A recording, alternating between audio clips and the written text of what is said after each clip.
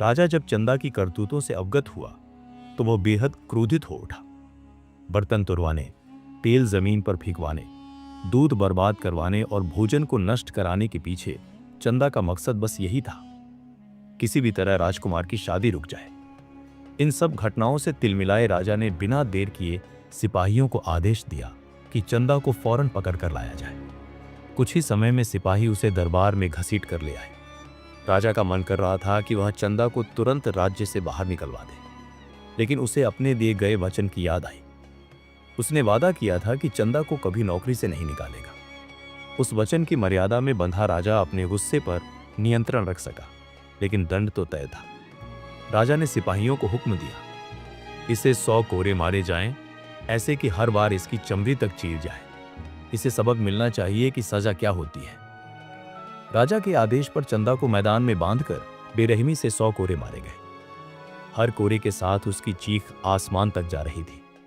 दर्द से तड़पती चंदा की आंखों से आंसुओं की जगह खून बह रहा था। जब सजा पूरी हुई, सिपाही उसे उसी हालत में उसकी झोंपड़ी में छोड़ आए। अगला दिन भी उसी अवस्था में बीत गया। कोई उसका हाल पूछने नहीं आया। दूसरी ओर राजकुमार की शादी का दिन अब नजदीक आ गया था। चंदा की सारी कोशिशें नाकाम रही थी। ये सोचकर उसका मन और टूट गया, लेकिन उसी क्षण एक नई तरकीब उसके दिमाग में कौंधी। उसकी बुझी आंखों में फिर से चमक लौट आई। अपने तमाम घावों को भुलाकर वो उठ खड़ी हुई और साहस जुटाकर सीधे राजमहल की घुड़साल पहुंची। वहां से उसने राजा का सबसे तेज दौड़ने वाला घोड़ा लिया और उसी दिशा में निकल पड़ी जहां अभिमन्यु का विवाह होने जा रहा था।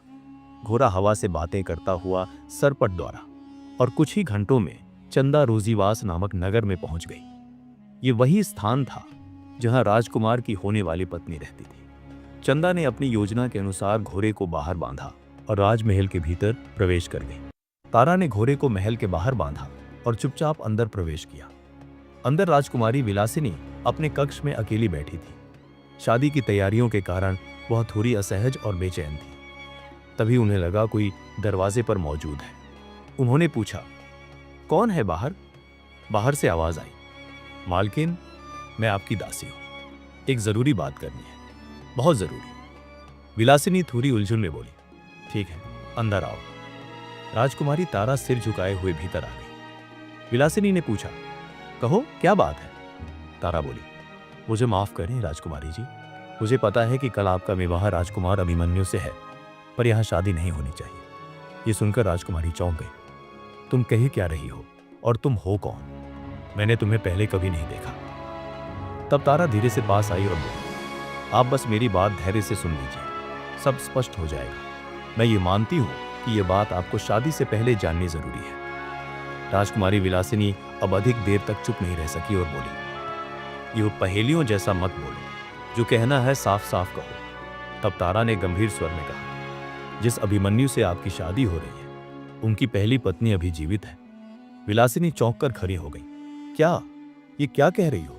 मुझे तो बताया गया कि उनकी पत्नी की मृत्यु हो चुकी है। तारा बोली, नहीं राजकुमारी, वह अब भी जीवित है।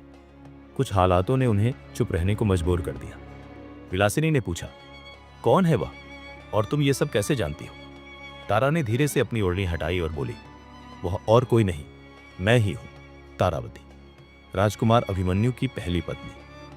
यह सुनकर राजकुमारी स्तब्ध रह गई। वह बोली, यह सब क्या हो रहा है?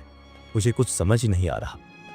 तब तारा ने उसे अपनी पूरी कहानी सुनाई। कैसे उसके पिता की चालबाजियों के कारण उसे आधी रात को महल छोड़ना पड़ा, कैसे उसने अपना रूप बिगाड़ा और कैसे वह एक दासी बनकर राजकुमार के महल में रहने लगी। इतना कहते हुए तारा ने अपने चेहरे से कालिख साफ की। सारी सच्चाई जानने के बाद राजकुमारी विलासिनी ने तारावती से पूछा, तुमने अब तक ये सब राजकुमार अभिमन्यु को क्यों नहीं बताया? कब तक यूं अपने चेहरे पर परछाई डाल खुद को दुनिया से छिपाती रहोगी? इसके बाद वह आगे बोली, अब जब मुझे सब पता चल गया है, मैं इस विवाह से इनकार कर दूंगी। लेकिन सोचो, अगर राजकुमार के पिता किसी और से उनका रिश्ता तय कर दे, क्या तब भी तुम जाकर फिर उसी तरह सब कुछ सुनाओगी? क्या तुम हर बार ऐसा ही करती रहोगी? राजकुमारी की यह बात सुनकर तारावती शांत स्वर में बोली, नहीं राजकुमारी जी, ऐसा नहीं होगा। मैं जल्द ही उचित समय देखकर सब कुछ अभिमन्यु जी को खुद बता दूंगी। लेकिन राजकुमारी जी, वह आगे बोली, मुझ पर इतना भरोसा रखिए कि आप मेरी सच्चाई किसी और से साझा न करें। मैं नहीं चाहती कि अभिमन्यु को यह बात किसी और माध्यम से मालूम हो। मैं स्वयं यह कदम उठाना चाहती हूं। राजकुमारी विलासिनी, जो स्वयं भी एक नारी थी, तारावती की पीड़ा को समझ गई।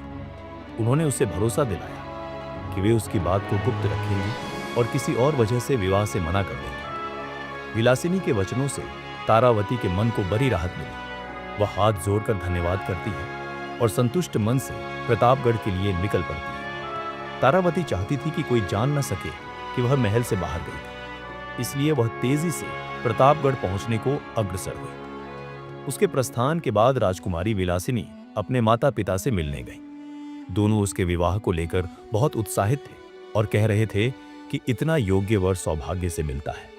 ये सुनकर राजकुमारी का मन थोड़ा विचलित हो गया। फिर भी उन्होंने अपने दिल को मजबूत किया और जाकर माता पिता से कहा कि वह यह विवाह नहीं करना चाहती। उनकी बात सुनकर माता पिता चौंक गए और कारण पूछने लगे। तब राजकुमारी बोली, मुझे क्षमा करे पिताजी और माताजी, पर मेरा मन इस रिश्ते को लेकर किसी भी तरह का विश्वास नहीं कर पा रहा। लगता है इस बंधन में न मुझे खुशी मिलेगी, न अभिमन्यु को और न आप सबको। मैंने यह निर्णय सोच समझ कर लिया है। कृपया मुझ पर भरोसा रखिए और इस पर कोई और प्रश्न न करें। राजकुमारी के दृढ़ शब्दों को सुन माता पिता ने उदास होकर उसकी बात मान ली। अगली सुबह राजकुमारी विलासिनी के पिता ने एक भरोसेमंद सेवक को राजा धर्मपाल के नाम एक शाही पत्र सौंपा। जब सेवक वो पत्र लेकर राजा के समक्ष पहुंचा तो राजा का चेहरा गंभीर हो गया। उन्हें पिछली बार भी ऐसा ही पत्र मिला था, जिसमें उनकी पुत्रवधू की मृत्यु का समाचार था। इस बार भी कोई अनहोनी की आशंका लेकर उन्होंने सेवक से पत्र पढ़ने को कहा। राजा के आदेश पर सेवक ने पत्र पढ़ना आरंभ किया। एक बार फिर विवाह से पहले अपनी बहू के महल से आया संदेश देखकर राजा धर्मपाल का चेहरा गंभीर हो गया। उन्होंने संदेश लाने वाले सेवक को आदेश दिया कि वह पत्र पढ़े। आज्ञा मिलते ही सेवक ने पढ़ना शुरू किया। श्रीमान धर्मपाल जी को सादर वंदन। आपने अपनी ओर से जो स्नेह एवं आदर पूर्वक राजकुमार अभिमन्यु और राजकुमारी विलासिनी के बीच विवाह का प्रस्ताव भेजा, उसके लिए हम आभार व्यक्त करते हैं। लेकिन अत्यंत खेद सहित सूचित करना पड़ रहा है कि हमारी पुत्री ने इस प्रस्ताव को विनम्रतापूर्वक अस्वीकार करने का निश्चय किया है। राजकुमारी का मानना है कि यह रिश्ता दोनों राज्यों की गरिमा और शांतिपूर्ण भविष्य के लिए यदि न हो तो ही उपयुक्त रहेगा। उनके भीतर इस विषय को लेकर एक गहरी उथल-पुथल चल रही थी, जिसे उन्होंने सम्मानपूर्वक हमारे समक्ष रखा। हम यह स्पष्ट करना चाहते हैं कि यह निर्णय किसी दबाव, अनादर या तिरस्कार के कारण नहीं लिया गया है, बल्कि यह उनकी आत्मा की पुकार है, जिसे हम अनसुना नहीं कर सकते। हमें आशा है कि आप इस निर्णय को सम्मान के साथ स्वीकार करेंगे और हमारे संबंधों की मधुरता पूर्ववत बनी रहेगी। आपका सदा हितैषी महाराज रत्नवर्धन सिंह। जैसे ही राजा धर्मपाल ने यह सुना, उनका चेहरा फक पड़ गया। शादी की तैयारियां पूरी हो चुकी थी और यह दूसरी बार था जब ऐसी अशुभ सूचना उन्हें मिली। उनका दिल बैठने लगा और वे चुपचाप सोच में डूब गए। आखिर क्यों बार बार ऐसा उनके बेटे के साथ हो रहा है? वहीं दरबार में उपस्थित राजकुमार अभिमन्यु क्रोध से भर उठते हैं और अपने पिता के पास आकर बोलते हैं, देखा पिताजी, हमने पहले ही कहा था कि यदि भाग्य में सुख होता तो पहली पत्नी हमें यूं छोड़कर न जाती, और आपने हमारी बात को कभी महत्व नहीं दिया। अब बहुत हुआ। यदि अब आपने फिर से हमारी शादी की कोशिश की तो इस बार हमारा मृत चेहरा देखेंगे। ये कहकर वे तमतमाए चेहरे और भारी कदमों से दरबार से बाहर चले जाते हैं। उधर राजकुमारी तारा चुपचाप प्रतापगढ़ के महल लौट आती है और पिछले द्वार से प्रवेश कर बिना किसी को खबर दी अपने घोड़े को वापस अस्तबल में बांध देती है। जब उसे पता चला कि राजकुमार अभिमन्यु का विवाह टूट चुका है तो उसके चेहरे पर सुखद संतोष उभर आया। अब वह पहले की तरह प्रसन्नता से अपने दिन बिताने लगी। समय धीरे धीरे आगे बढ़ता गया। चंदा यानी राजकुमारी तारा हर दोपहर जंगल में अपनी गायों को चराने ले जाती और वहीं एकांत में तालाब में स्नान करती। नहाने के बाद वह फिर से अपने पूरे शरीर पर कालिख पोत लेती थी। लेकिन एक दिन भाग्य ऐसा मोड़ ले आया कि राजकुमार अभिमन्यु उसी जंगल की ओर आ निकले। अगला भाग जल्द आएगा, तो चैनल को सब्सक्राइब करना ना भूले।